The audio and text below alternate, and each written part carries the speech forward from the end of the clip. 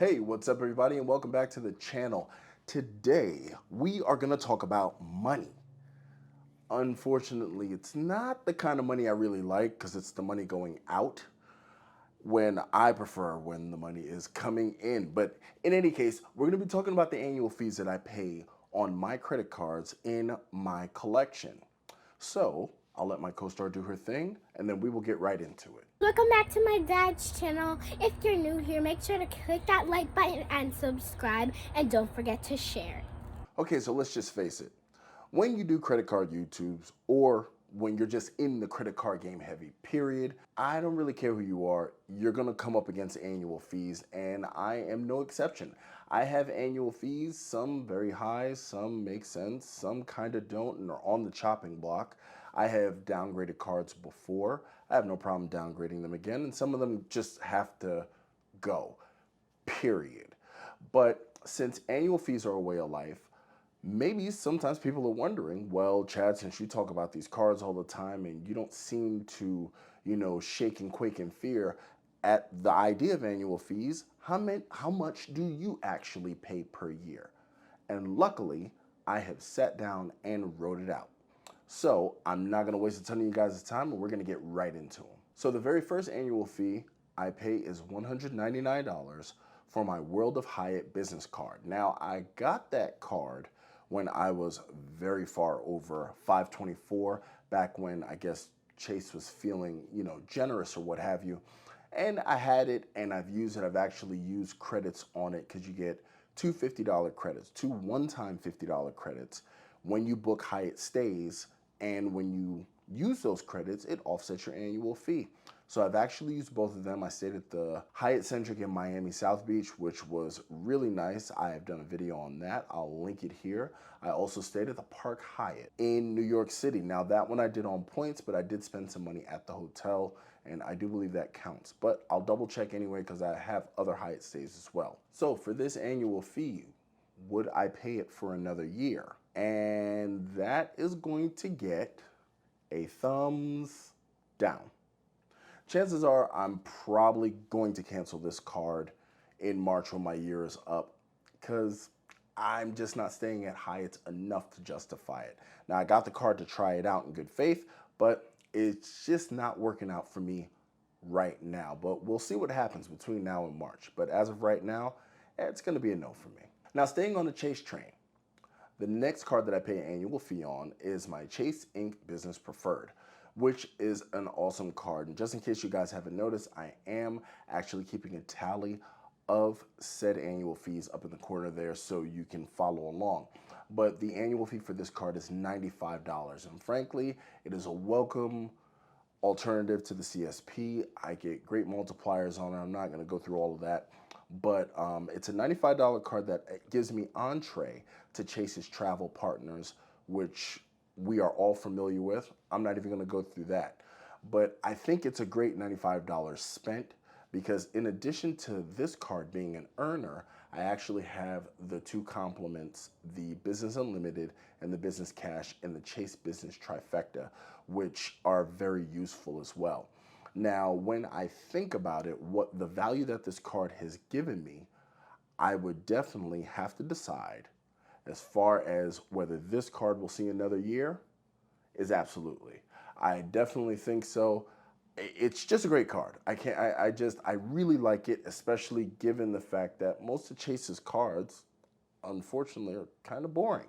You know what I mean? It's a great card. It's a business card. Doesn't show up on my personal credit, and it gives me best in class cell phone insurance. That's why I use it to pay my cell phone as opposed to my business cash. Because while I get 5x there, I get no insurance, and I'm rough on phones. Now, it's funny, I got 6 cards left, and every single one of them are American Express cards. So the one I'm going to start with is the Amex Green Card. That is my most recent American Express acquisition, and it is $150. Now, mind you, just like with the World of Hyatt, there are credits to offset that, and I've actually used the credits on this card. So I actually gave I paid for a TSA pre-check for one of my brothers, and then my other brother, I actually gave him the clear membership as I already have it. So the card was used to pay for both of those, which puts me at a negative annual fee, a negative effective annual fee to be precise. But where this card shined was the fact that I've used the multipliers in recent city travel to New York. I had to go back and forth there for work. This card is amazing with its travel and transit categories for parking and all things transit, 3x on dining, and it's a great starter travel card if you're thinking about doing the platinum, but you don't, want to make the jump. So would I keep this card for another year? And frankly, it's undecided. So I'm going to leave the thumb there. You see how I did that? It's right there.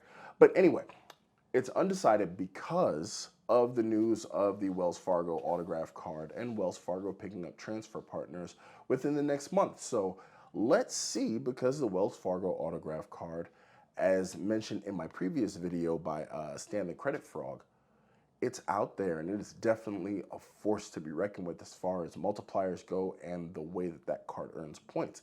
It's actually a really good card, and also being a Visa signature with no foreign transaction fees really puts it on the map there. It's just people just really hate Wells Fargo, but I don't care.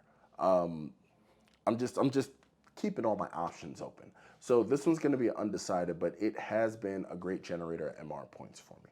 Now the next card on my list is the Amex Hilton Surpass card. Now with the Surpass, the reason I got this, I'm not even gonna lie to you, was for the Free Night Award when they were running that special sub. I broke out of pop-up jail, managed to get the card, and I've been laying low ever since. But I got the card, and one thing that I have learned, I learned this from Luke's Points and Miles, and he has not lied. This thing is a ridiculous Hilton points generator. And I'm pretty sure that the Aspire is probably even better as the multiplier. I think they're 14x as compared to the Surpass's 12x that Hilton purchases. And I haven't read the rest of the multipliers, but this thing generates just a significant amount of Hilton points, which are extremely useful as I've been looking at all sorts of redemptions to do all sorts of crazy things with my wife that I want to film and bring to you guys. But this $95 fee with the Free Night Award, to be honest with you, that in and of itself will actually get this card a second year for me with no questions asked whatsoever. And also, it's a pretty versatile card. We like to use it for gas. It's a great way, because she drives a gas car. So it's a great way to just keep that tally growing. Next up, we have the Blue Cash Preferred, or the BCP. I really like this card, and frankly, for all my super chatting that I do on Google or YouTube or whatever you want to call it or what have you, it's great. I get 6% back on everything. So because they're a provider, I get 6% back.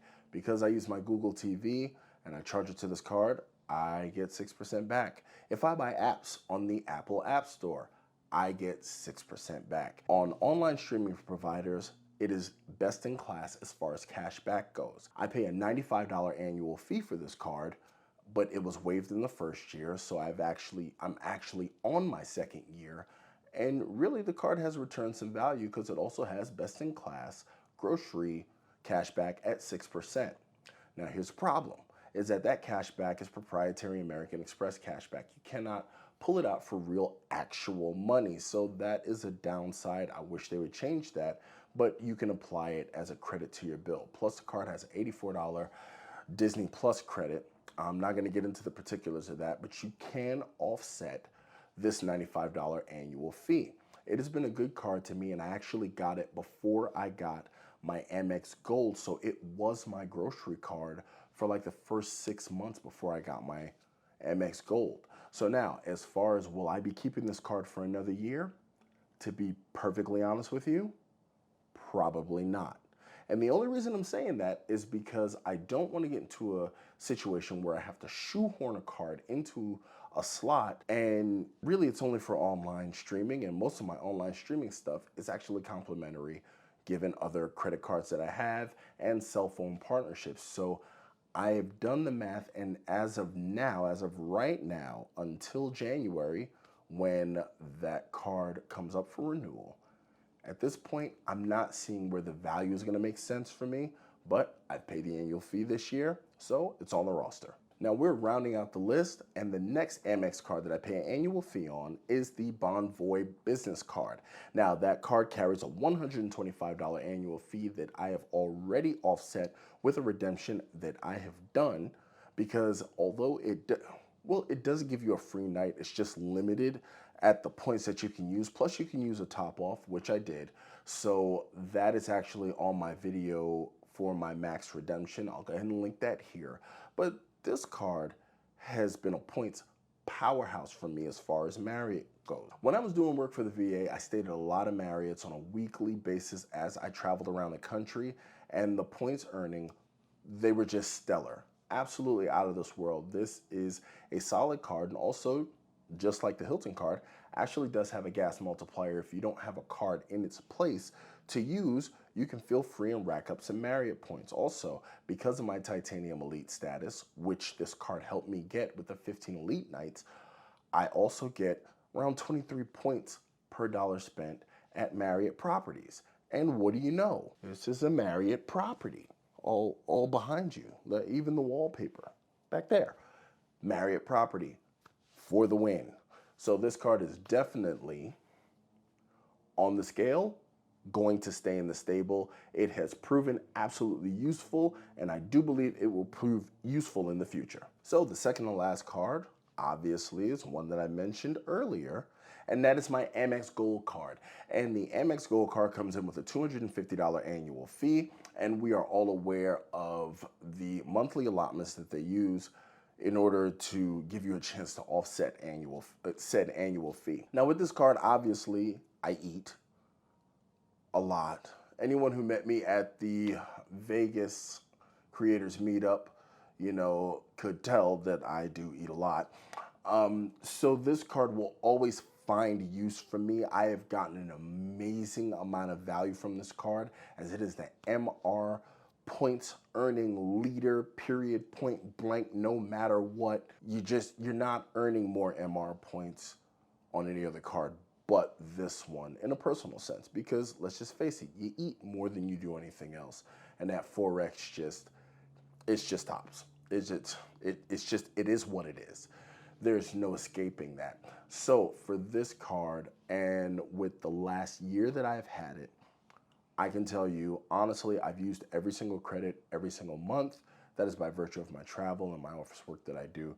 So effectively, I've only paid $10, but it has a $250 annual fee. And for the Amex Gold, as overrated as it may be, it's definitely going to be sticking around, because next year I'm going to be up for a retention. I didn't ask for a retention for the first year, so I'm definitely going to ask for one in June when I'm up for renewal once again. Now, last but not least, I think we all knew where I was going to be heading with this, and this card is the Big Daddy Travel card, the Charles Schwab American Express Platinum card. It is one of my favorite cards. I've said this on numerous occasions. I travel, and by virtue of the fact that I travel for work and for pleasure, plus I like doing huge point redemptions, I like walking the walk. Just like I talk the talk, this card is definitely always going to be on my list, even if it's not always in my wallet. It's in my wallet now because, well, I'm not home. But this card comes in with a $695 annual fee. Now, along with the gold card, this card also, I've actually done videos on the value that I've gotten in year one of having both of these cards, and they have returned amazing value. All things travel go through this card. The amount of coupon discounts and things that I get from this card, really, it tops everything off. So this card, and I got a retention on the first year, I'm not even gonna waste your time, is definitely sticking around for next year. $695 or not, it's worth every penny as far as my situation is concerned. I can't even tell you, like off the top of my head, how many credits I've even used thus far, and I've even missed a few this year. I didn't even use my FHR this year, and I have till January to use it, and I still am net negative as far as the effective annual fee goes. So that, for me, makes this card a definite keeper. Now, those are all of the cards that I have, and let's get into the grand totals. So if you've been keeping track, that puts me at a grand total of $1,704 in annual fees every year. If you want a monthly breakdown, that breaks down to exactly $142 a month as far as annual fees are concerned that I pay to hold these cards. Now, that is definitely something to consider when you go on your credit card journey, is that when you think about annual fees, people tend to annualize them, not really realizing that this is the equivalent. $142 a month, that's like an insurance bill. It's like a cell phone. It's like a second cell phone bill, just out of the blue. So when we tell you about getting the value from these cards, when myself and my colleagues tell you about getting the value from these cards and tell you about actively using credits and not getting cards that you cannot justify, that's the reason why. So if I have a $142 monthly expense where these annual fees go, I need to make sure that I drive those effective annual fees down as low as possible. That's where the justification comes in. Don't get me wrong, it doesn't mean that you don't pay the annual fee. It just simply means that if I spend $142, as long as I can get $284 in value back, I'm up. You get what I'm saying? So that is definitely something that you want to think of. If you get these cards with these annual fees and you're somebody like me and you pay a lot of annual fees, please do not be afraid of potentially upgrading or downgrading a card as your situation changes. I've also done a video about when your situation changes and what you should do with these cards. And in some cases, you might want to cancel them. You know, it is what it is. There's in some cases there are no annual fee versions that are comparable or just a little bit under a card that you may have. For instance, with the gold card, the Saver Rewards card is a comparable card for $95 as opposed to $250. Different ecosystem, but works out the same. So I'm not going to hold you guys any longer. Didn't want this to be a long one, but I just wanted to share that with you, and that is how much I pay in annual fees per year for now. But I'll catch you guys later.